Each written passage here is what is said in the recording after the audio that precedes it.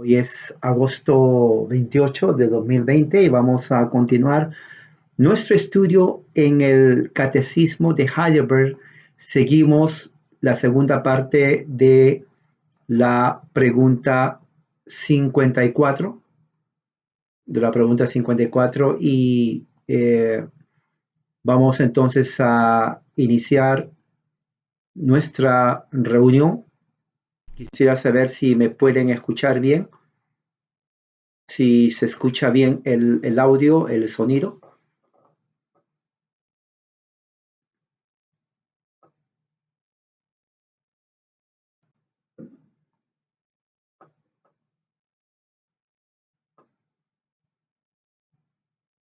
¿Se escucha bien? Muy bien. Vamos entonces a iniciar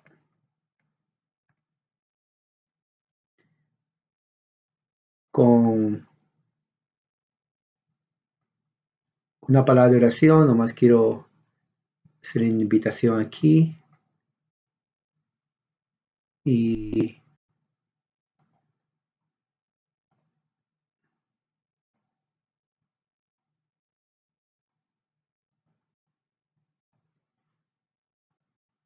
muy bien. Entonces vamos a hacer una oración para iniciar nuestra reunión. Se escucha perfecto, muy bien. Oremos. Padre Celestial, gracias por tu amor y misericordia. Eres un Dios grande y poderoso. Señor, que este momento sea un momento de edificación, donde podamos estudiar tu palabra y cada uno de nosotros sea beneficiado en el nombre de Jesús nuestro Señor. Amén. Muy bien. Entonces, vamos a continuar. Pregunta 54 del Catecismo es referente a la Santa Iglesia Católica. Voy a poner la pregunta y la respuesta.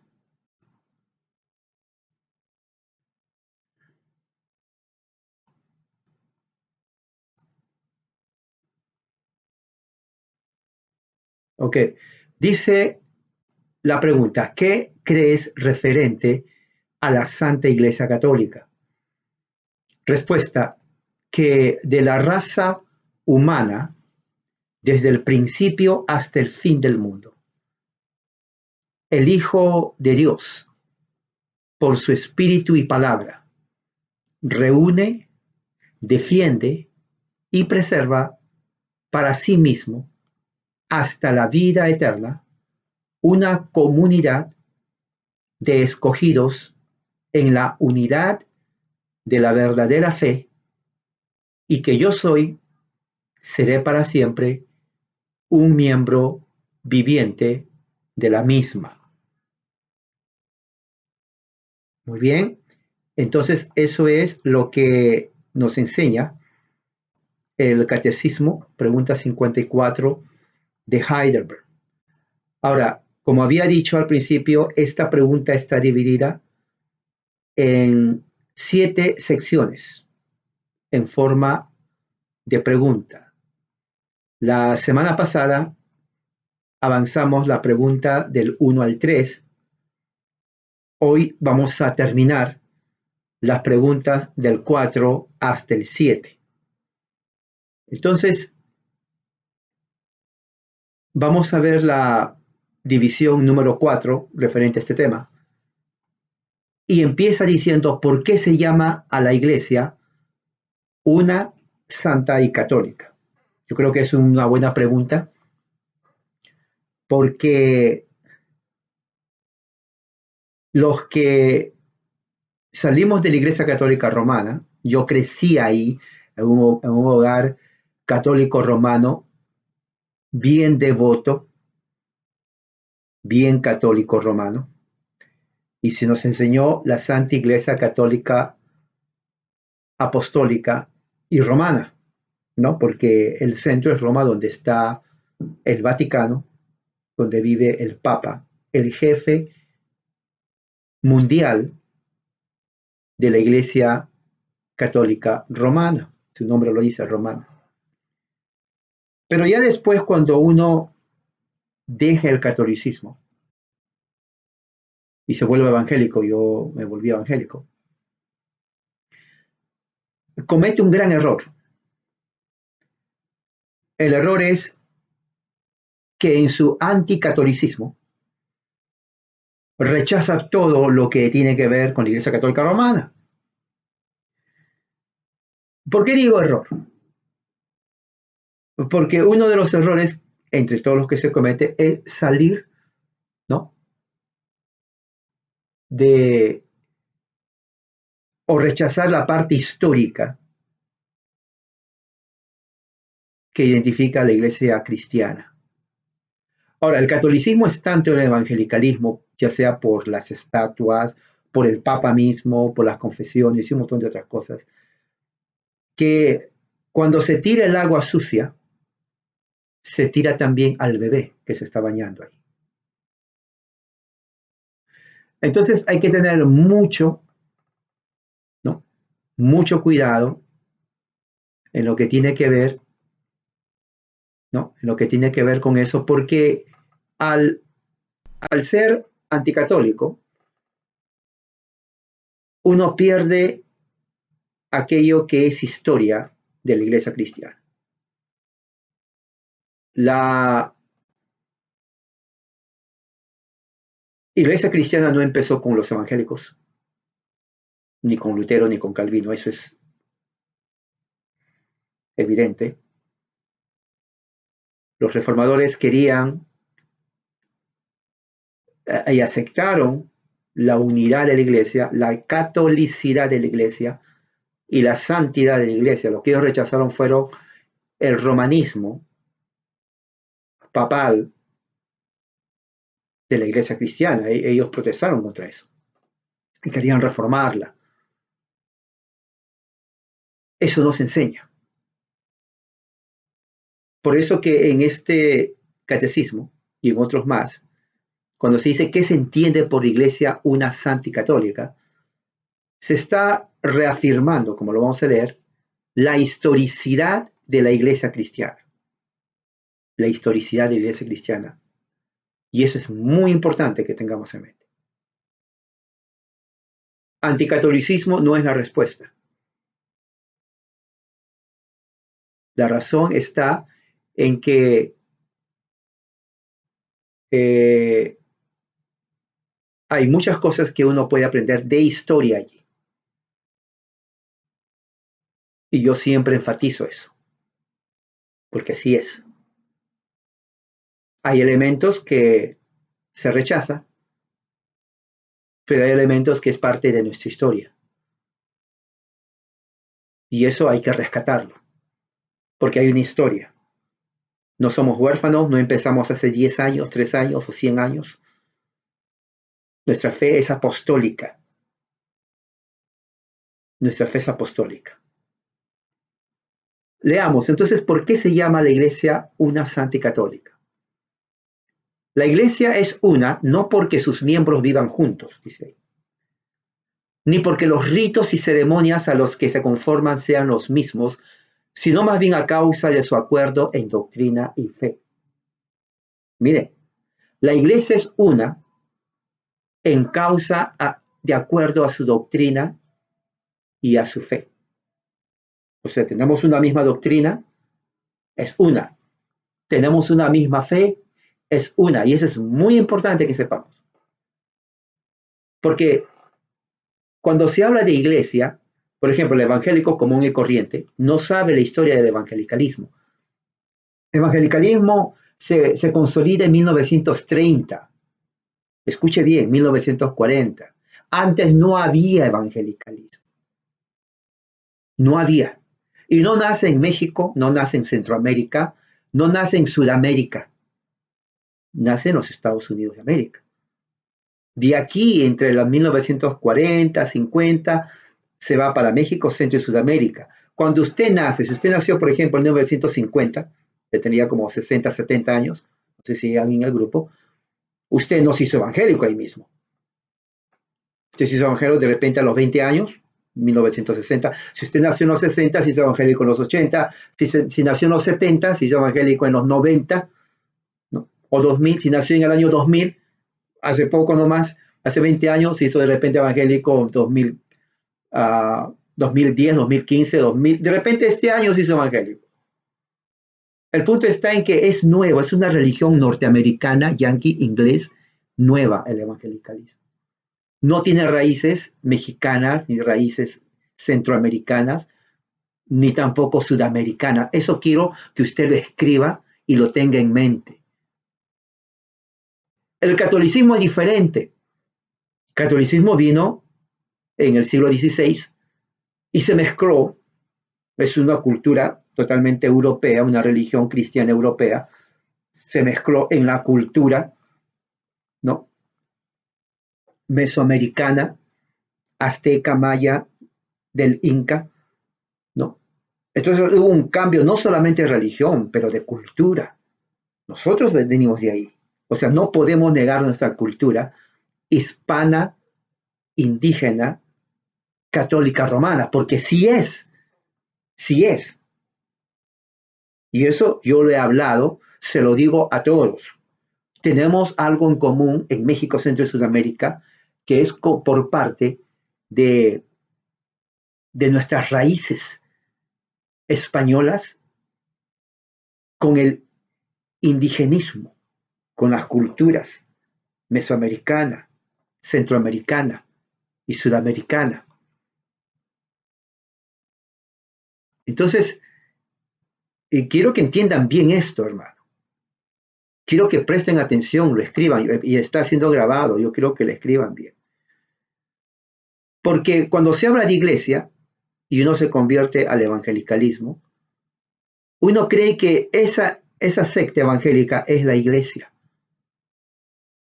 Y eso lo veo en todas partes. Dice, oh, la iglesia necesita esto. O que la iglesia. Y yo siempre les pregunto, ¿cuál iglesia necesita, hermano? Les digo, ¿tu denominación, tu iglesia? Porque cuando se habla de iglesia en general, eso incluye la Iglesia Católica Romana. Sí, eso incluye. Cuando, por ejemplo, dicen, oh, la iglesia necesita más oración, ¿estás hablando por los católicos romanos? Es la verdad. Cuando dicen, oh, la iglesia del Señor necesita eso, ¿estás hablando también por los católicos romanos? ¿O estás hablando solamente de tu denominación o de tu iglesia local, de la que tiene tal vez 50 miembros? Porque si es así, entonces dice, tienes que poner mi grupo necesita esto, porque es tu grupo. En otras palabras, el cristianismo está tan fragmentado, cristianismo, que existen iglesias que se oponen rotundamente en doctrina y no se llevan bien. Entonces, cuando uno dice la iglesia necesita, ¿cuál iglesia se está hablando? ¿La iglesia que tiene 70 años de existencia, el evangelicalismo? ¿La iglesia presbiteriana, la luterana, la bautista? ¿O cuál iglesia? Porque si es bautista, no incluye la iglesia presbiteriana, porque hay diferencias doctrinales. Eso tenemos que tener y ser precisos cuando se habla. Es mejor decir, mi denominación necesita esto, que decir la iglesia cristiana. Porque los católicos son cristianos. Uno, claro, ahí está el problema en contención. Durante más de 1900 años todos se llamaron cristianos. Pero a partir de 1930, 1940, hace poco nomás, hace 80, 70 años, se autodenominan cristianos a los que no son católicos, evangélicos, y a los demás se llaman católicos. Eso no es correcto. ¿Hay diferencias de doctrina? Claro que sí lo hay. ¿Hay diferencias de teología? Claro que sí lo hay. Pero no se puede decir que tu secta es solamente la cristiana. Un ejemplo en claro, aún dentro de los evangélicos, muchos no se llaman cristianos con otros. He trabajado mucho con iglesias bautistas y hay grupos bautistas, sí, hay grupos, donde no se consideran hermanos de otra denominación bautista, no los consideran, aunque se llamen bautistas. Entonces, para ellos, cuando se habla de iglesia, es solamente su denominación, nadie más, porque el resto son apóstatas. Y así con otras denominaciones también. O nosotros somos la única, el resto ya no. Entonces, cuando ellos hablan iglesia, no incluyen a los demás, sino incluyen a su denominación, nada más. Ese es el gran problema dentro del evangelicalismo. Eso se llama sectarismo. Secta viene de la palabra seccionar, cortar una parte, una sección. Eso es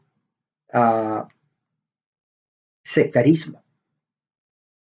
Entonces, cuando se dice, bueno, y la iglesia, siempre leo en Facebook, pone, y la iglesia, y yo me pregunto, ¿cuál iglesia están hablando? La verdad, ¿cuál iglesia?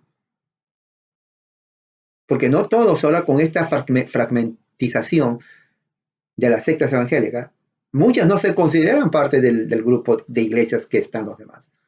Y eso se ve evidente. Eso es algo real que sucede en muchas partes, ¿no? Ahora, sigamos lo que dice el catecismo de Heidelberg, porque es importante lo que dicen los reformadores. Dice, se llama santa porque es santificado por Dios por la sangre y el espíritu de Cristo. Mire, para que le sea conforme, no en perfección, sino por la imputación de la justicia de Cristo u obediencia. Por eso es santa. Y es lógico, porque la iglesia no es perfecta. La iglesia no es perfecta. Entonces, ¿en qué sentido es santa? El sentido es santa, ¿no? Es santa por la imputación de Cristo. Ahora, aquí dice Alfonso, catolicismo es sincretista. También los evangélicos son sincretistas, Alfonso. Recuerda, el evangelicalismo no nace de una tradición cristiana, nace en los Estados Unidos. Yo quiero que se entienda esto. Yo quiero que se entienda esto. Hay un origen de las sectas. Evangelicalismo no nace en México, Centro, Sudamérica, ni en Europa, en los Estados Unidos, como una forma de salirse de la reforma. Ni siquiera son reformados. Evangelicalismo no es ni siquiera reformado. Rechaza los sacramentos, rechaza la teología del pacto, rechaza el bautismo de infantes, el evangelicalismo. Es nuevo, 1940, 50, no sé en qué año naciste tú, pero es nuevo. Entonces, hay que tener mucho cuidado cuando dices básicamente una aspiradora que absorbe creencias paganas de la cultura. Yo he sido católico romano, escuchen bien esto, no, para no salirse del tema. He estudiado la teología católica romana y la historia, pero bien estudiada. Pude haber sido inclusive un sacerdote. Pero hay que tener cuidado cuando se dice, por ejemplo, absorbe creencias paganas de las culturas para así captar más adeptos. No necesariamente es verdad. Eso te digo de verdad. No necesariamente es verdad. Y en serio. Pero es otro tema que vamos a hablar cuando se estudie la historia de la Iglesia Católica Romana. Se van a quedar sorprendidos. No necesariamente es verdad. Estamos hablando de una iglesia que tiene más antigüedad que cualquier otra denominación en la historia. Los reformadores, por ejemplo, ellos sabían muy bien eso. Lutero, Calvino, ellos sabían muy bien que el problema era no tanto los sacramentos, sino la autoridad papal. Pero ese es otro tema, no me quiero salir del tema, pero vamos a ver de esto. Pero buen punto lo que tratas, cuando se hable en cuanto a la historia, que es un tema amplísimo, me llevaría por vez días o semanas de hablar sobre la historia. Hay que tener muy en cuenta, muy cuidado cuando se hace eso. No hay ningún católico aquí para que defienda, entonces hay que tener mucho cuidado cuando se defiende eso. Muy bien, llegando al punto. La iglesia entonces es santa, ¿no? Y teniendo el principio de la santidad, porque el Espíritu Santo renueva y libera gradualmente a la iglesia de las heces de los pecados. Ahora fíjese cómo dice heces, y heces viene a ser la parte del excremento, para que todos los que pertenecen a ella puedan comenzar y practicar todas las partes de la obediencia. También se le llama santa porque está consagrada a un uso santo y divino y está separada de los impíos que no tienen su brillantez. Ahora, lo que está diciendo aquí, ¿no? Es que en la iglesia que es santa, es por los méritos de Jesucristo. Y nadie que no pertenece a Cristo puede pertenecer a la iglesia. Eso es muy importante porque la semana pasada se habló sobre la iglesia visible y la iglesia invisible. Ahora, ¿por qué se llama católica? Primero, en cuanto al lugar, porque se extiende por todo el mundo y no está vinculado ni restringido a ningún lugar. Ese es un gran punto en contra del término romanista, porque romano es lo opuesto a católico. No está restringido a un lugar, reino, sucesión en particular. La catolicidad de la iglesia a este respecto comenzó en tiempos de los apóstoles. Escuche bien eso. La catolicidad de la iglesia comenzó en tiempos de los apóstoles. Catolicidad significa universal. O sea, la iglesia no fue creada para estar local. Por ejemplo, Jerusalén. Jesús dijo, serán mis testigos empezando en Jerusalén, Judea, que es la provincia, ¿no? Samaria, que está la otra provincia al norte, y en todos los términos de la tierra. Muy bien. Luego, la catolicidad de la iglesia, a este respecto, comenzó en tiempo de los apóstoles, porque antes de ese tiempo la iglesia estaba circunscrita a la nación judía. En segundo lugar, con respecto a los hombres, porque la iglesia se reúne de todas las clases de hombres de cada nación. Claro, o sea, la iglesia no está compuesta solamente, diríamos, de una raza. La iglesia está compuesta por personas de todas las razas del mundo. Entonces, en ese sentido, también es católica. En tercer lugar, con respecto al tiempo, porque perdurará en todos los periodos del mundo. Yo estaré con ustedes hasta el fin del mundo, dijo Jesús, porque hay una sola iglesia verdadera de todos los tiempos, esto es muy importante, que tiene una constitución tan peculiar que abarca al mundo entero y no debe ser atada a ningún lugar en particular. Que hay una sola iglesia de todos los tiempos, desde el principio hasta el fin del mundo. Eso es muy importante. Una de las cosas que las sectas heréticas enseñan, y eso enseñan los adventistas, eso enseñan los testigos de Jehová, eso enseñan los mormones, inclusive algunas sectas evangélicas enseñan eso, es que durante 1800 años hubo apostasía, ¿no? Ya saben cómo es la historia. Luego aparece el fundador, José Smith, Charles Russell o Elena White o cualquier otro iluminado, y recién con ellos empieza la verdadera iglesia. Pero sin embargo, esa es una señal de una secta, porque la Biblia contradice esa narrativa. La Biblia no enseña en ninguna parte que por 1800 años va a haber apostasía y luego de ahí, entonces Dios va a elegir a un iluminado y se le va a presentar, como sucede con los mormones, como sucede con Charles Russell, como sucede con los adventistas y otras sectas más, se le va a presentar espiritualmente y le va a decir, esta es la iglesia del Señor. Ahora, bien curioso porque todas esas sectas empiezan en los Estados Unidos en el siglo XIX. En el siglo XIX también al final comienzan los movimientos milenaristas del fin del mundo, que Cristo va a venir.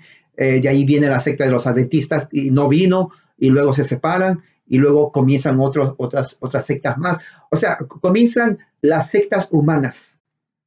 Cada uno funda su propia iglesia de acuerdo a su gusto, ¿no? Ya para 1900 y algo, ¿no? 1910, usted y yo ni existíamos, nuestros abuelos sí, 1920, 30. Entonces, a partir de los 30 comienzan esas sectas a hacer labor misionera en México, Centro y Sudamérica. El país más cercano a Estados Unidos, México. Primero entran a México. Sí, los mormones vienen a México en cantidad. Los testigos de Jehová vienen a México en cantidad. Centroamérica, Sudamérica, que está más al sur, más distante, lleva un poco más de tiempo. Por el primer país para absorber todas las sectas es México. Y es una competencia al catolicismo romano. Pero recuerde, durante 50 años no era mucho, ¿no? Los evangélicos comienzan a tener su explosión a partir de 1970, 80, comienza a haber una explosión en todo Latinoamérica, ¿no? Ahora ya existe cantidad de sectas, ¿no? Inclusive muchas al borde de la herejía, y claro que lo hay. Muy bien. Ahora, ¿qué más dice? Dice, no hay una sola iglesia, hay una sola iglesia en todos los tiempos. O sea, es falso la idea de que hubo apostasía hasta el 1800 y que surgió José Smith con los mormones, o Charles Russell con los testigos, o Elena de White con los adventistas. Eso es mentira. O sea, esa narrativa no es bíblica. ni es histórica. Jesús dijo que Él va a estar todos los días hasta el fin del mundo. Entonces, si está todos los días hasta el fin del mundo, no hubo apostasía. Claro que no lo hubo. Siempre hubo una iglesia del Señor. Que haya dentro de la iglesia, ¿no?, personas que enseñaron doctrinas falsas no implica que es apostasía, porque eso sucede en todas partes. Cada parte de la historia. El primer siglo hubo falsos maestros. Lea las cartas de Juan. Ahí aparece. Lea las cartas de Juan. Ahí está todo. Ahora, ¿qué más? Segundo siglo. También, ¿no? Los primeros, segundo, tercero, cuarto, quinto siglo fueron la explosión de las herejías cristológicas. Y eso se estudia. Cuando se estudia el desarrollo de la teología cristiana, se va a ver que dentro de la iglesia cristiana, los 5 primeros siglos, hacia el tiempo de Agustín, aparecen toda clase de herejías. Los arrianistas, los pelagianistas, los semipelagianistas y un montón, los modalistas también aparecen cantidad de sectas cristológicas. Un día voy a hacer una clase de eso, ¿no? Muchas de ellas desaparecieron, pero sus doctrinas todavía siguen, como ¿en dónde? En los testigos de Jehová, en los mormones, en los adventistas. Sí, eso todavía siguen, esas herejías todavía siguen con ellos. En ese tiempo no había pentecostalismo todavía, en ese tiempo todavía no había bautistas, ¿no? Menos evangélicos. Dentro del presbiterianismo no había, pero sí había el grupo de ancianos, presbíteros, que están en todas las cartas de los primeros padres, existe, que la iglesia local estaba regida por presbíteros ancianos o obispos. Entonces, la palabra obispo, entonces vamos a ver que es bíblico, eran los que estaban dentro de lo que es la constitución, la organización de la iglesia, ¿no? Dice aquí, porque es manifiesto que la iglesia siempre ha existido incluso antes de Abraham. Ahora, desde el punto de vista bíblico, la iglesia es el grupo de personas escogidas por Dios. Antes de Abraham estuvo los otros patriarcas hasta Adán, parte de la iglesia. No se debe suponer que la familia de Abraham no adoraba a Dios antes de su llamamiento y que él era solo después de su llamamiento el siervo del Altísimo. Esto es un buen punto. Esto es cierto, porque aunque Abraham es llamado de Ur de los caldeos, de los Sumeria, de los sumerianos, de los sumerios, Dios se reveló a él y siempre existió la adoración al Dios verdadero. Eso también hay que tener en cuenta. No es que no existía. La adoración al Dios verdadero siempre existió. Entonces Abraham es llamado por Dios, elegido, ¿no? Él y su parentela salgan y te voy a llevar a una tierra que yo te mostraré, le dice Dios. Porque incluso antes de ser llamado se aferró a los principios fundamentales de la doctrina del Dios verdadero, aunque no se entendieron claramente debido a las falsas nociones y supersticiones que mezclaban con ellos. Melquisedec, que era el sacerdote del Dios Altísimo, también vivió al mismo tiempo. Por eso había además, y antes de Abraham, otros adoradores del Dios verdadero, cuyo sacerdote era Melquisedec.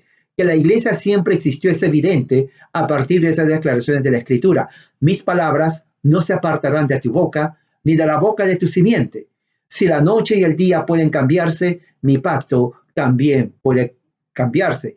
Estaré contigo siempre, incluso hasta el fin del mundo. Eso está en Isaías 5:9, 21, Jeremías 33:20, Mateo 28:20. Además, Cristo siempre ha sido y siempre será rey, cabeza, sacerdote de la iglesia. Eso es cierto. Hechos 4:12 dice, en ningún otro hay salvación, no hay otro nombre bajo dado el cielo en quien podamos ser salvos. Si eso es cierto, esa salvación siempre ha sido desde el principio de la humanidad, lo cual implica que la única salvación que existió, inclusive en su etapa preexistente, preencarnada, es a través de Jesús, llamado el Cristo.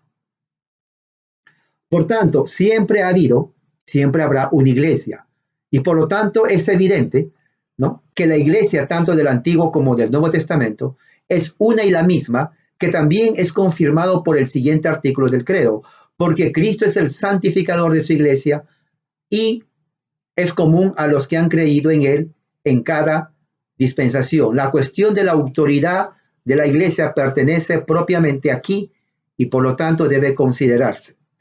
Los papistas, los romanistas, dicen que la autoridad de la iglesia es mayor que la de las escrituras, lo cual es falso, porque la iglesia no produjo las escrituras, pero las escrituras dieron origen a la iglesia. Eso es cierto, eso es un principio reformado. Presentan el testimonio de Agustín contra la epístola de Maniqueo, capítulo 5, donde describe la manera en que fue llevado a abrazar la fe de la iglesia católica. Dice que obedeció a los católicos cuando dijeron cree en el evangelio, y en el mismo libro está contenida esta declaración suya tan generalmente conocida: no creería en el evangelio a menos que la autoridad de la iglesia católica me haga creer en la doctrina contenida en él. Pero entonces, ¿qué? Se promete a sí mismo, después de haber creído, que tendría más fe en la iglesia que en el evangelio, si la iglesia proponga o decidiera cualquier cosa contraria al evangelio o que no pudiera ser probada por el evangelio.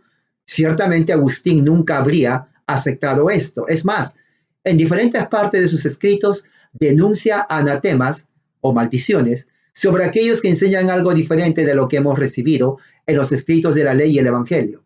Y en el mismo lugar al que se hace referencia arriba, declara que no podía creer a Maniqueo porque creía en el evangelio, ya que no podía leer nada en el evangelio acerca del apostolado de Maniqueo. Por tanto, las tradiciones nos llevan a las escrituras y nos unen a esa voz que habla en ellas. O sea, aquí está refutando la idea católica que es la iglesia que produce las escrituras, cuando el principio reformado es que la escritura forma o produce la iglesia. Pero aquí debe observarse la honestidad con la que actúan los papistas en este asunto, porque donde quiera que aparezca la palabra tradición, en muy poco tiempo la arrancan de su propio contexto y le agregan a sus propias tradiciones lo que no pueden probar de la palabra de Dios. Como cuando Pablo dice, os entregué lo que recibí, 1 Corintios 15:3. Inmediatamente exclaman, ¿no lees acaso de las tradiciones que Pablo está hablando? Yo leo, pero sigue leyendo un poco más sobre el lugar, por donde Pablo explica que esas tradiciones son cosas que le fueron entregadas. Os entregué lo que Cristo murió por nuestros pecados, según las Escrituras, y que fue sepultado y resucitó según las Escrituras, 1 Corintios 15:3-4. Aquí escucha las tradiciones de Pablo para estar de acuerdo con las Escrituras. Primero fueron sacadas de las Escrituras del Antiguo Testamento y luego fueron comprometidos a escribir por el mismo Pablo. Pablo también dice acerca de la cena del Señor: he recibido del Señor lo que yo he entregado, 1 Corintios 11:23.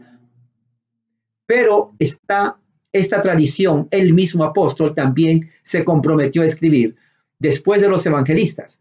Los jesuitas, por ejemplo, también citan la declaración de Pablo en su segunda epístola a los tesalonicenses 3:6, donde dice: apartaos de todo hermano que anda desordenado y no según la tradición que él recibió de nosotros.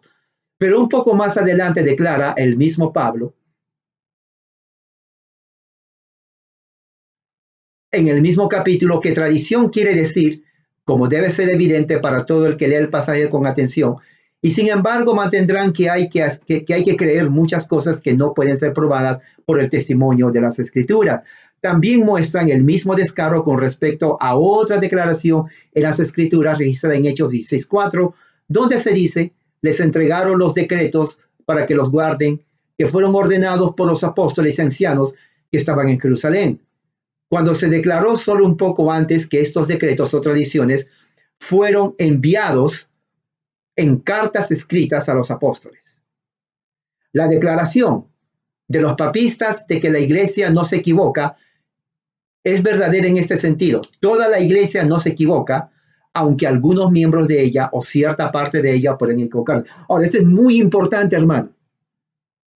¿Por qué? Porque la secta, si usted se encuentra con un testigo de Jehová, mormón, adventista o tal vez algún pentecostal, ellos le van a decir: bueno, la iglesia estuvo por 1800 años en apostasía y hasta que Dios nos reveló a nosotros. ¿Se dan cuenta el fenómeno, lo atorrante, una narrativa que no tiene ni siquiera evidencia histórica ni bíblica. No hay evidencia, es mentira. Pero lo que sí se puede decir es, como dice aquí, claro, la iglesia no se equivoca, aunque cierta parte de ella, algunos miembros, se equivocan. Eso es cierto. Dos, la iglesia no se equivoca universalmente, aunque puede hacerlo en algunos puntos particulares de doctrina. Exacto, exacto, como por ejemplo la oración de los muertos y un montón de tradiciones más. Tres, no erra en el fundamento. ¿Qué significa fundamento? Cristo. ¿No? Aunque hubo personajes en toda la historia de la iglesia cristiana que no solamente erraron, sino que hicieron herejía, el fundamento es Cristo. Entonces, ya que el fundamento es Cristo, no puede haber apostasía en la iglesia. Decir que la iglesia estuvo por 1800 años sin la verdad es totalmente antibíblico. Esa declaración de por sí ya es herejía. Porque Jesús dijo, yo estaré con vosotros todos los días hasta el fin del siglo. Entonces, si está con nosotros todos los días hasta el fin del siglo, entonces, ¿de dónde sacan los testigos de Jehová, los adventistas y los mormones, de que por 1800 años hubo apostasía? No existe, no existe. Yo he hablado con mormones. Yo les he dicho, muéstrame del punto de vista bíblico que hubo apostasía en la historia. No que los papas, no que esa tradición, ok, entiendo eso. Pero el hecho de que ellos cometan errores, el hecho de que ellos cometan, diríamos, inclusive herejías, eso no quiere decir que hubo apostasía y que no hubo iglesia. No vengan con esa mentira. Eso es mentira. A José Smith no se le reveló ningún ángel del Señor. Eso es cuento. Esa es una tradición que ustedes lo inventaron en los Estados Unidos de América que no tiene nada que ver con el Evangelio de Cristo. Charles Russell de los Testigos de Jehová, también otro embustero, ¿no? Otro embaucador y mentiroso y fraudulento. Elena de White de los Adventistas, también otra mujer embustera, fraudulenta. Todas esas sectas nacen en el siglo XIX en los Estados Unidos de América. ¡Qué casualidad! Que solamente Dios escogió a esta gente en ese lugar, entonces Dios se equivocó. Porque si cada uno de ellos clama ser la verdad, ¿qué creen? Cada uno de ellos se contradicen. Entonces, ¿a quién le escogió Dios? ¿A José Smith? ¿A Elena de White? ¿O a Charles Russell?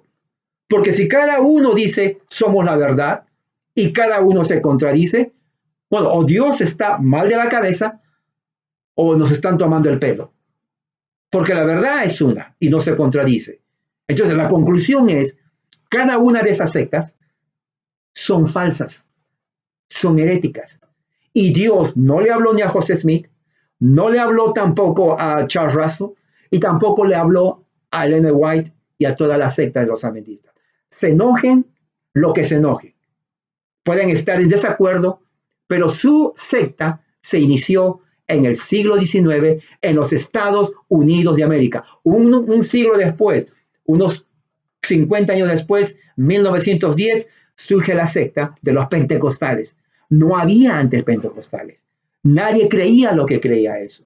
30 años después, 1930-40, se solidifica el movimiento evangélico. Antes no había evangelicalismo. Eso viene de los Estados Unidos de América. Y si usted nació en 1960 o 70 y se hizo evangélico en el año 1980-90, entonces usted es parte de un movimiento nuevo, de origen norteamericano. No viene de Jerusalén, no viene de Europa, ni de Ginebra, ni de Alemania. Viene de aquí, de los Estados Unidos. A ustedes, gratis. Entonces, usted tiene que saber todo eso. Cuando usted dice, ¿y la iglesia del Señor? ¿Cuál iglesia está hablando? Vuelvo a repetir. ¿Está hablando de los católicos también que tienen más tiempo? ¿O de qué está hablando usted? Porque recuerde, la iglesia nunca fue perfecta. Siempre y hasta ahora hay errores, porque los hombres, nosotros, usted y yo, somos imperfectos. No existe iglesia perfecta, existe iglesia santa, pero no perfecta, que es totalmente diferente. No hay que confundir los conceptos. No hay que confundir los conceptos. Así que esto lo hago para que usted reflexione bien y diga, sí, de verdad, ¿qué iglesia soy yo? Pregúntese usted, pregúntese usted. ¿Qué más dice aquí? Dice, número 5, ¿en qué se difiere la iglesia del Estado? Ahora, eso es muy importante. Esto tiene que ver con la política. Las principales diferencias entre la iglesia y el Estado son las siguientes. El Estado es una sociedad que está obligada por ciertas leyes civiles para el mantenimiento de la propiedad y el orden externo. Escuche bien, el Estado es una sociedad que está obligada por ciertas leyes civiles para el mantenimiento de la propiedad y el orden existente, de acuerdo con cada tabla del decálogo, o sea, la ley de Dios. La iglesia consiste en aquellos que abrazan el evangelio y observan los sacramentos, bautismo y cena del Señor, de acuerdo con el mandato divino, y está gobernada por el Espíritu y la palabra de Dios, no por el Estado. El Estado no tiene ningún poder sobre la iglesia. Por eso, y eso lo quiero decir de ahora en adelante, y entiéndase bien, cuando el Estado dice no se pueden reunir por el coronavirus, está entrando a un área que no le corresponde. El Estado puede decir, bueno, recomendamos que se cuiden por la pandemia, que se cubran, ok, se entiende. Pero decir, a partir de ahora, los domingos no se pueden reunir, no tiene derecho, no tiene autoridad de Dios, ni autoridad por la Constitución, ningún magistrado que prohíba reunirse a los ministros, a los cristianos, el día del Señor para adorar a Dios. No tiene ninguna autoridad, no lo tiene. No puede prohibir, menos castigar, porque eso sería entrar a una área que no le corresponde a ningún magistrado civil. La iglesia es gobernada por Dios mismo, por su palabra, y nadie, ni el Estado, tiene el derecho de entrometerse, limitar, castigar, prohibir la adoración del cristiano a su Dios según los dictados de su conciencia. Eso se tiene que tener muy bien en claro, porque así enseña la Biblia. ¿Qué más? Dice, en la iglesia hay personas santas y piadosas, lo cual no siempre es cierto en el Estado. Bueno, es cierto, pero aún así, algo que yo quiero agregar aquí, lo que dice, también en la iglesia no todos son santos y piadosos. Por eso la iglesia es imperfecta. O sea, sí, es cierto, por fe somos santos y piadosos, pero seamos reales, desde el principio del cristianismo en el Nuevo Testamento hasta ahora, no todos los de la iglesia son santos, no todos son piadosos. Y eso es cierto, eso es cierto. 3, hay muchos y muchas diferentes estados que se distinguen por su localidad, tiempo y leyes. Tampoco el ciudadano de un estado puede ser ciudadano de otro ni de todos los demás. Ni existe ningún estado universal del que todos los demás formen parte. Sin embargo, la iglesia ha sido y es siempre será una a lo largo de todos los periodos de todas las naciones. Por eso se llama católica. ¿Entiende lo que está diciendo? Lo que dice el versículo, el punto 3 es esto. En el Estado, cada país es independiente. Por ejemplo, México no puede decir yo voy a ahora dictar leyes para el país del Salvador. Guatemala no puede decir yo voy a dictar leyes para Ecuador. Cada uno es autónomo y tiene unas fronteras divididas. En la iglesia del Señor no es así. Usted puede estar en México, Guatemala, yo estoy aquí en Estados Unidos, Argentina, Chile, la China, lo que sea. Entonces, las divisiones geopolíticas, las divisiones del lenguaje, no es barrera fundamental para que nosotros no seamos la iglesia del Señor. A eso dice, por eso es católica. Porque no importa usted dónde esté en este momento que me está mirando, no importa el lenguaje tal vez que hable usted, ¿no? O el tiempo, si usted y yo profesamos la fe en Cristo, somos parte de la iglesia del Señor. No es que, usted está, digamos, en Guatemala o El Salvador, entonces hay una diferencia entre usted y yo. No, no, no existe. Aparte de la geopolítica, en cristianismo, la iglesia trasciende los límites políticos, las barreras culturales de frontera, y somos una iglesia en Cristo, sea donde sea que estemos. Y eso es lo que está diciendo aquí. Número 4, la cabeza de la iglesia es una, y en el cielo cuya cabeza es Cristo. Los diferentes estados tienen reyes y gobernantes. Claro, por ejemplo, el presidente de Estados Unidos no es presidente de Guatemala, el presidente de México no es presidente de Colombia, cada uno tiene su presidente. Pero en el cristianismo, en la iglesia de Dios,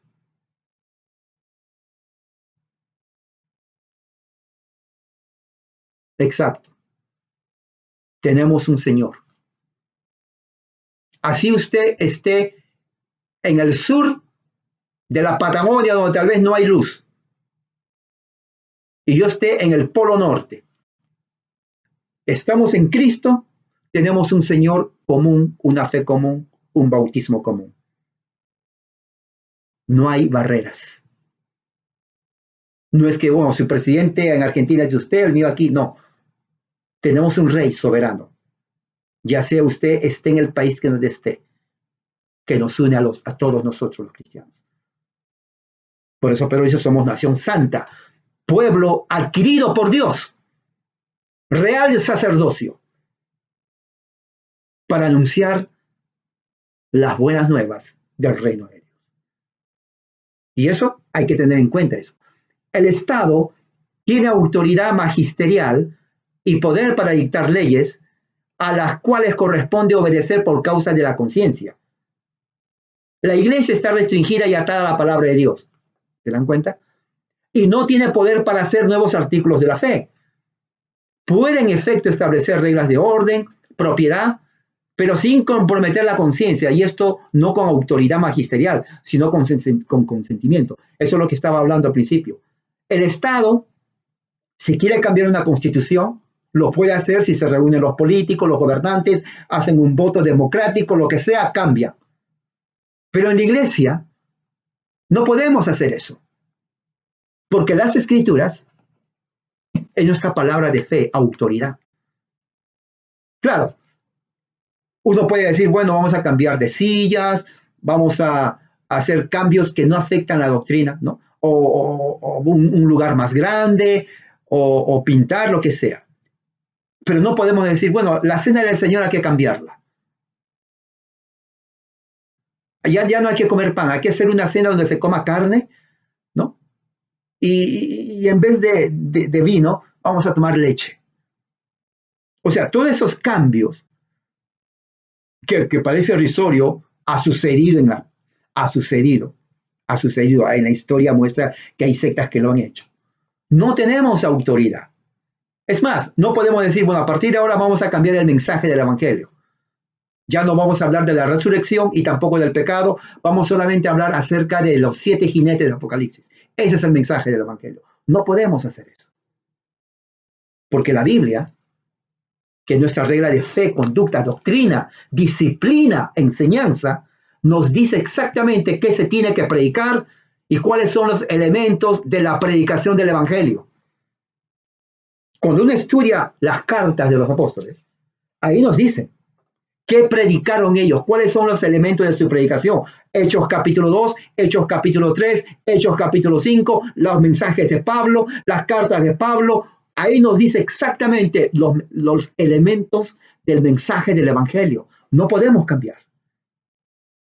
No podemos hacerlo. El hacerlo, entonces nos constituye a nosotros como, ya sea herejes predicando nuestro Evangelio, y estamos fuera de la gracia de Dios. No podemos hacer eso. Esa es la diferencia. 6. El Estado está armado con poder para infligir castigo a los que ofenden, a los obstinados, para preservar la ley con la espada. La iglesia simplemente tiene la espada de la palabra, o sea, la palabra de Dios, que consiste en la denuncia de la ira de Dios contra los desobedientes. Una y la misma persona, como los profetas, sacerdotes de la antigüedad, puede actuar a veces tanto al título civil como eclesiástico, por tanto deberán distinguir cuidadosamente. Claro. Y esto es algo que no se entiende. Le voy a poner un gran ejemplo para que me entienda. Quiero que me escuchen bien esto.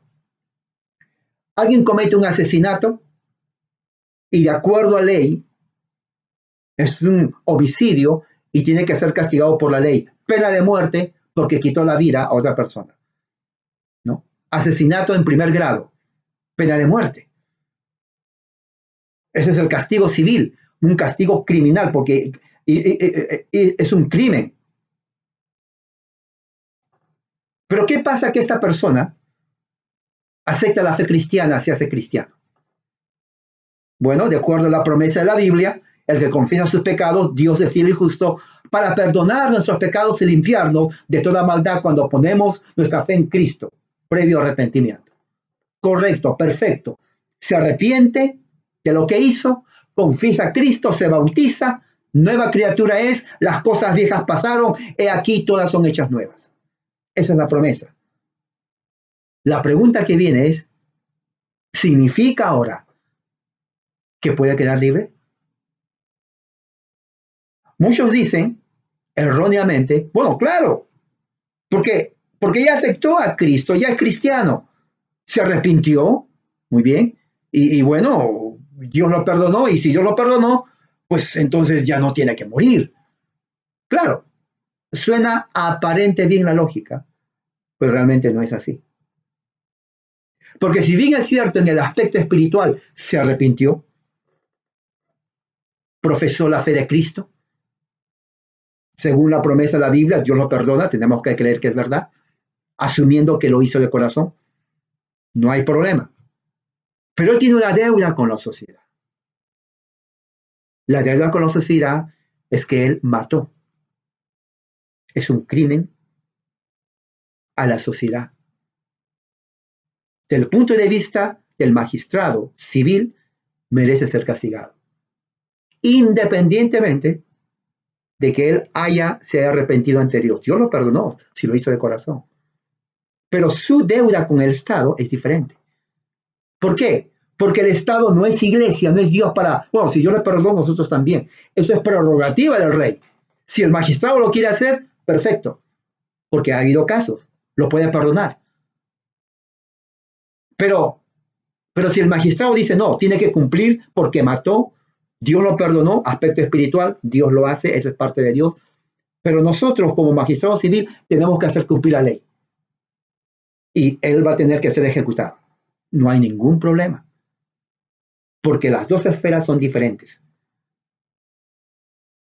¿Sí? Dios lo perdonó, muy bien. Pero en el aspecto civil, criminal, él cometió un crimen. Y de acuerdo a la ley humana, tiene que ser castigado por eso. ¿Por qué? Porque la ley humana, el magistrado civil, no es iglesia. Entonces ellos tienen que aplicar la ley. Es prerrogativa del magistrado decir, te perdono, porque hubo casos así. Pero no tiene que hacerlo. Claro, si lo hace, lo perdona. Muy bien, feliz. Pero si no lo hace, no viola ninguna ley, porque la persona cometió un crimen y tiene que pagar por ese crimen. O sea, no hay que confundir con eso, porque eso sucede, eso lo he visto en muchos casos, aquí en Estados Unidos ha pasado cantidad de veces, personas que han cometido crímenes horrendos, faltando meses para ser ejecutados, profesan en Cristo, y muchos dicen, bueno, si es cristiano, que esté libre, porque ya aceptó a Cristo. No, no, no, no, no, no, no, no. Sí, si lo hizo de verdad, Dios conoce, Dios bendiga su alma. Pero tiene una deuda con la sociedad. Y eso sigue adelante. Si el presidente le quiere perdonar, ya es cuestión del presidente. Pero no porque su vida espiritual él entregó a Cristo implica que el magistrado civil tiene que hacerlo. El magistrado civil tiene que cumplir la ley, su ley, castigar al malo. Entonces no hay ninguna contradicción y eso se tiene que entender bien. A eso se está refiriendo esto. Son dos esferas diferentes que operan. Así como la iglesia no puede decir, bueno, a partir de ahora yo voy a tener que gobernar el país. No, la iglesia no gobierna ningún país. Puede orar por los presidentes, ¿no? Podemos orar por el presidente, pero no le puede decir, ¿sabes qué? Yo soy el pastor de esa iglesia, o ministro, obispo, yo quiero ser presidente. No, no puede hacer eso. Como tampoco el presidente magistrado puede decir, bueno, yo quiero ahora bautizar niños o quiero predicar. Bueno, a menos que sea un ministro, pero no hay que confundir funciones. No hay que confundir funciones y eso es lo que se está hablando aquí. Entonces, esa es una diferencia entre la iglesia y el Estado. ¿Cuál es la causa de la diferencia entre la iglesia y el estado de la humanidad? Hay tres clases de hombres en el mundo que difieren mucho entre sí. Hay algunos que por sus propias declaraciones están tan completamente alejados de la iglesia que niegan la necesidad de la fe y arrepentimiento. Y están, por lo tanto, los enemigos declarados de Dios y de la iglesia. También hay otros que son llamados, pero no efectivamente, como hipócritas, que hacen una profesión de fe sin una verdadera conversión a Dios. Eso lo sabemos. Y finalmente hay otros que son efectivamente llamados, como son los elegidos, de cuya clase hay un número comparativamente pequeño según la declaración de Cristo. Muchos son llamados, pero pocos escogidos. Mateo 20:16. ¿Cuál es ahora la causa de esa diferencia? Y aquí responde, la causa eficaz de esa diferencia es la elección de Dios. La elección de Dios, que se propone reunir para sí en este mundo una iglesia. El Hijo de Dios es el ejecutor mediador de la voluntad del Padre, mientras que el Espíritu Santo es el ejecutor inmediato. La palabra de Dios es la causa instrumental. Dios en tiempos pasados permitió que todas las naciones caminaran en sus propios caminos. Dios tiene misericordia de quien Él tendrá misericordia y de quien Él endurecerá a quien Él quiere endurecer. Todo lo que el Padre me da a mí, vendrá a mí, dice Jesús. A los que antes conoció también los predestinó, para que esos predestinados sean hechos conforme a la imagen de su Hijo. Además, a los que predestinó, a estos también llamó. Hechos 14:16, Romanos 9:18, 8:23, 30, Juan 6:37. Esas declaraciones nos enseñan que la promesa de gracia es general con respecto a los que creen. Dios sí quiere que todos sean salvos, y eso tanto por el deseo que tiene por la salvación de todos, como también invita a todos a buscar la salvación. Romanos 11:7 dice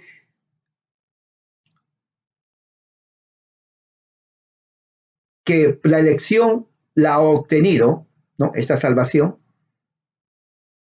y el resto quedó cegado. Eso está en Romanos 11:7. Vamos a ver qué Dios que dice aquí. Romanos, aquí tengo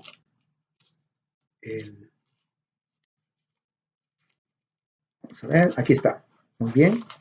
Romanos 11:7 dice así: entonces que Israel no logró lo que buscaba, pero los escogidos lo lograron, y el resto de ellos fueron cegados en su corazón. Ahora, este texto es importante, Romanos 11:7, porque déjenme explicar. En la teología pactal, que empieza con Abraham, el sello y señal del pacto era la circuncisión. Escuche bien esto, pues es importante para usted que entienda. Todo aquel que era circuncidado era parte del pacto de Dios.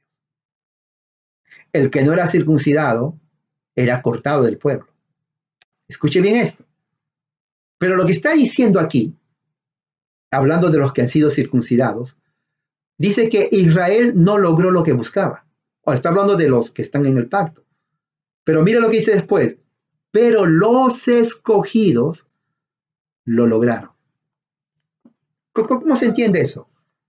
Lo que se entiende es esto, que si bien es cierto, la señal del pacto externo es la circuncisión, eso no significa que todos los circuncidados sean llamados. Déjeme repetir. Aunque la circuncisión era la señal externa del pacto, de estar en el pacto de Dios, eso no implicaba que todos los circuncidados eran elegidos de Dios.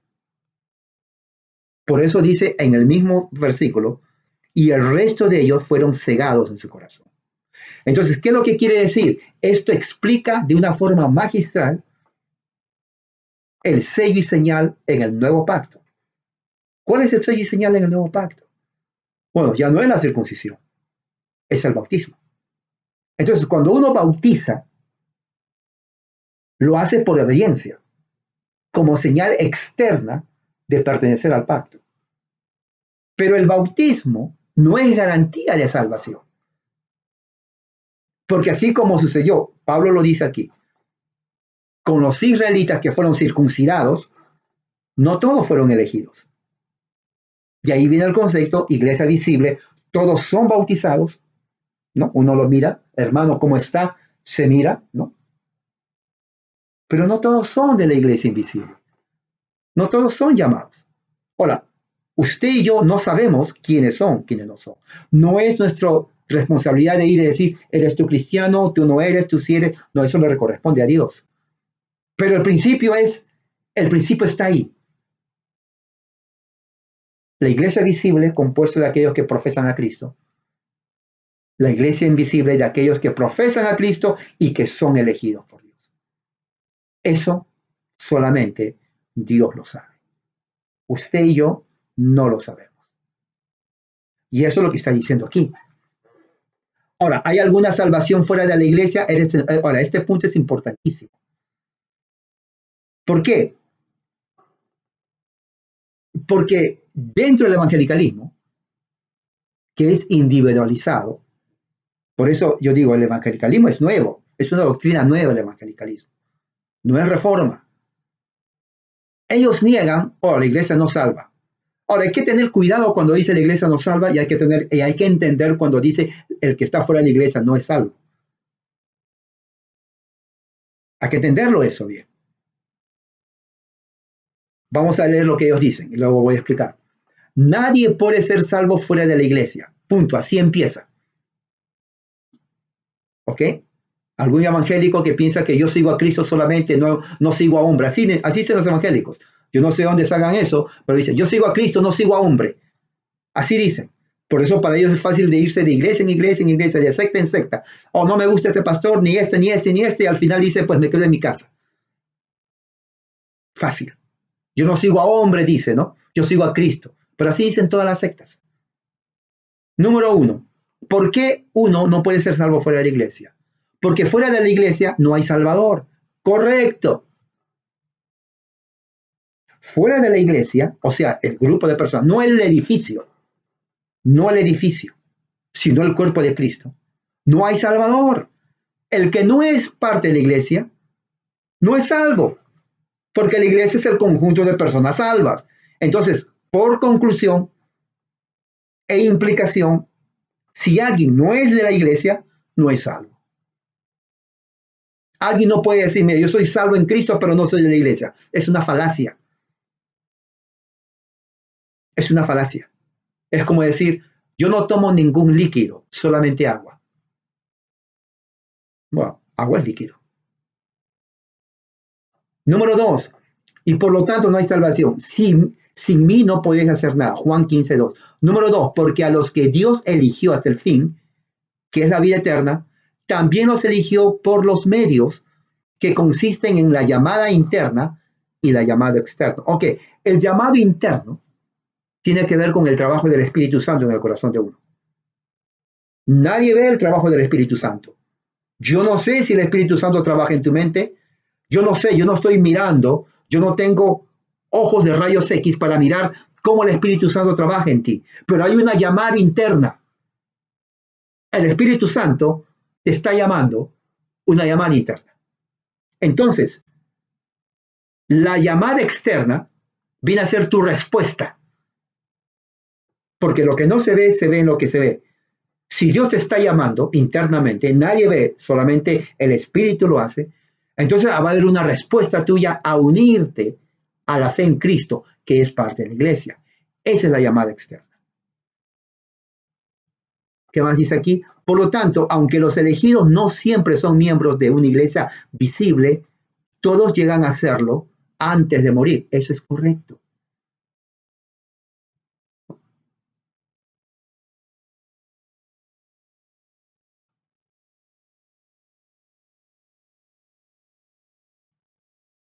Dice aquí una objeción. Por tanto, la elección de Dios no es gratuita. Respuesta, es gratis, porque Dios elige libremente tanto para el fin como por los medios, a todos aquellos quienes Él quiera salvar. Sin embargo, nunca cambia su decreto. Después de haber elegido y ordenado el fin y los medios, Dios no dice, en otras palabras, lo que está diciendo aquí, Dios no se arrepiente de haberte llamado. O sea, Dios no dice, ay, ¿cómo me arrepiento de haber llamado a Carlos? Pero ¿por qué tuve que haber llamado y elegido a Carlos? Qué malcriado es, me arrepiento. Dios no dice eso. Lo que Él dice, lo hace, lo que hace, lo dice. Él no es hombre para que mienta, ni hijo de hombre para que se arrepienta. Dice así. Reformadores, 1562, ¿ok? El concepto, el contexto, 1562. Dice, los infantes que nacen en la iglesia de padres cristianos, entonces son también de la iglesia, correcto, por el pacto del bautismo. Eso es algo que se tiene que entender. ¿Se acuerdan cuando dije de la circuncisión? La circuncisión no empezó con Moisés, empezó con Abraham. Todo varón a los 8 días de nacido que abre el vientre de la mujer tiene que ser circuncidado, si no era eliminado del pueblo. Y si un varón aceptaba la fe abrámica de adulto, también tenía que ser circuncidado, ya sea que tenga 20 años, 30 años, 40 años, 50, 70, 80 años. Ese era el pacto abrámico. Hoy en día ya no se circuncida por esas razones. Hoy es el bautismo. Si una pareja de cristianos tiene un niño, el sello y señal, en vez del bautismo, ya sea varón o hembra, en vez de la circuncisión, es el bautismo. Esto es doctrina reformada. ¿Qué es entonces creer en la iglesia santa, iglesia católica? Y con eso se termina. Es creer que siempre ha habido y siempre habrá y hasta seguirá hasta el fin de los tiempos una iglesia de este tipo en el mundo. Y que en la congregación que compone la iglesia visible hay algunos que están verdaderamente convertidos. Ahora es muy importante otra vez. La iglesia visible es lo que nosotros nos vemos, persona, ¿no? Hablamos, nos damos la mano, conversamos, oramos, cantamos, compartimos, partimos el pan en la congregación, oramos unos por otros. Iglesia visible. Dentro de esa iglesia visible están los verdaderos convertidos. Por eso es imposible decir, bueno, tú tienes que ser verdaderamente nacido de nuevo. En realidad no sabemos. Lo aceptamos por fe, pero el que sabe es Dios. ¿Qué más dice aquí? El Espíritu Santo nos da la convicción de que somos parte de la iglesia verdadera. Y por lo tanto, un miembro de la iglesia visible como de la iglesia invisible. Eso es muy importante. Y seguiremos siendo así para siempre. Con eso termina este capítulo 54, bueno, especialmente de la iglesia, porque lo que sigue la próxima semana es un tema fenomenal. Es un tema muy bueno, les invito para que la semana que viene estudiemos también. Así que esto tiene que ver con la iglesia. Espero que haya sido de gran ayuda. Yo sé que hay muchas preguntas, sé que hay mucho más para hablar. Calvino lo extiende, ¿no? En sus instituciones lo extiende bastante esto de la iglesia, ¿no? De lo que tiene que ver. Pero recuerden, eso solamente es un catecismo, ¿no? Esto solamente es un catecismo, no es una teología sistemática amplia, es un catecismo, pero un catecismo yo creo que es suficientemente amplio para entender lo que es la iglesia. ¿Ok? Muy bien. Vamos entonces a terminar con una oración. Padre Celestial, gracias por tu amor y misericordia. Eres un Dios grande y poderoso. Señor, que ha sido de mucha ayuda para los hermanos que están aquí presentes en su vida espiritual y podamos haber aprendido, Señor, lo que tiene que ver con tu doctrina. Así te pido en el nombre de Jesús nuestro Señor y todos decimos amén. Hermanos, gracias por su participación a todos ustedes. Esto lo voy a subir en el video en YouTube y espero que haya sido de mucha ayuda. Que la gracia de Dios sea con todos ustedes. Amén.